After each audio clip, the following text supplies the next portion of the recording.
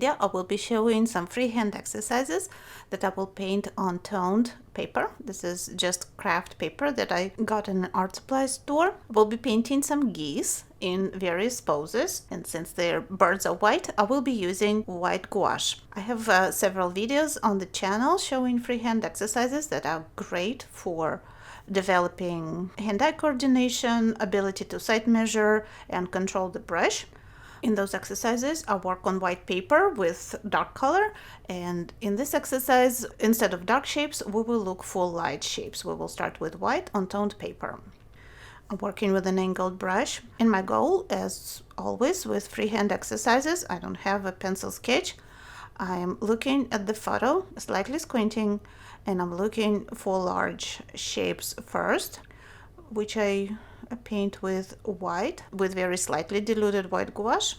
And then I will use some watercolor to add just a few details.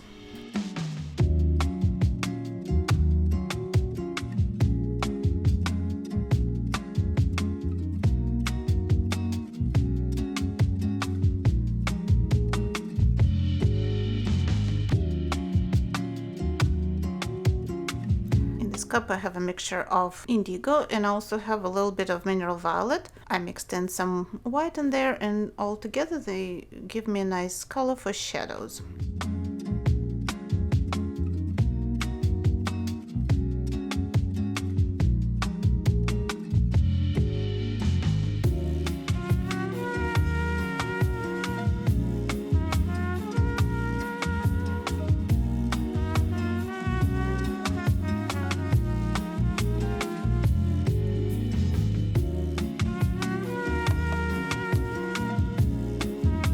Right, this is the first bird.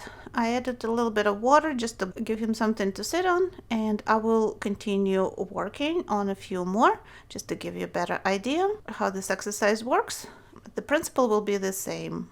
General shape first with white gouache, and then a few details and shadows with dark watercolor, pure or mixed with white gouache to make it slightly lighter, and also a few details. I'm using burnt orange from Daniel Smith to add the beaks, and on some of them I will also be adding feet with the burnt orange. You don't have to use nice craft paper like this one. Any toned paper will work for this exercise. You can use a gray or beige toned paper or even black. We're using very little water, so the paper shouldn't buckle. You don't need watercolor paper for this.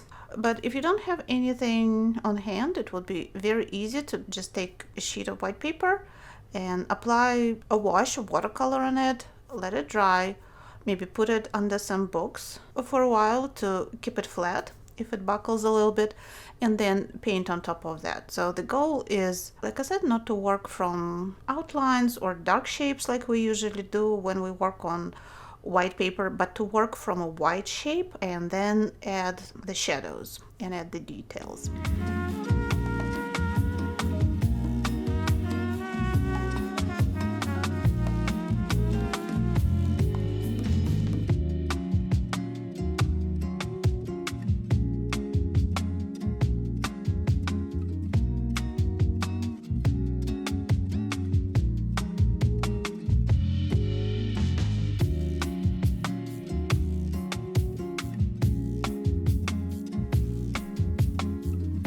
Let's also paint a little grouping, not just one, but two birds. That will make our task a little bit more difficult, a little bit more interesting. Let's do this one in the front first. It's kind of strange to not draw the outline of the bird with feet and the beak and everything, but to just look for the shape. But that's what this exercise is about, looking for shapes. Let's make it a little bigger so that we create kind of like a focal point in our painting. While gouache is still wet, it's very easy to lift it, and just a little clean water and a clean paper towel.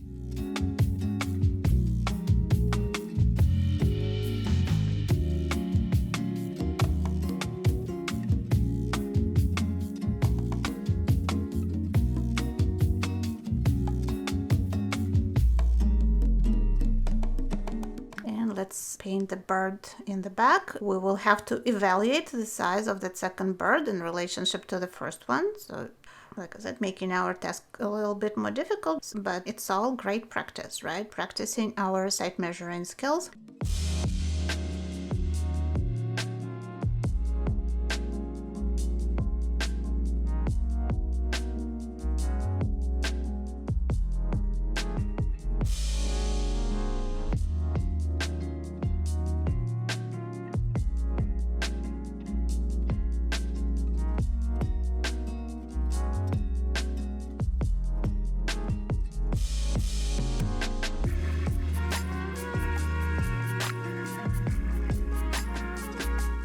Let's paint the details with burnt orange. The feet are kind of in shadow, but we can see them. Make sure they're the right size, and also let's do the beak.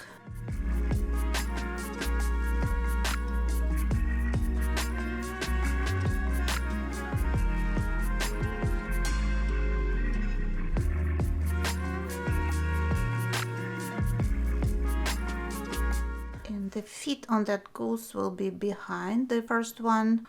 So I'll just add a couple brush strokes to indicate that there is something there. We can't really see them. Let's give them the eyes and the ground to stand on, create a bit of a shadow underneath. I painted a few more birds. I'm not going to show how I did this. I think you get the idea what this exercise is all about.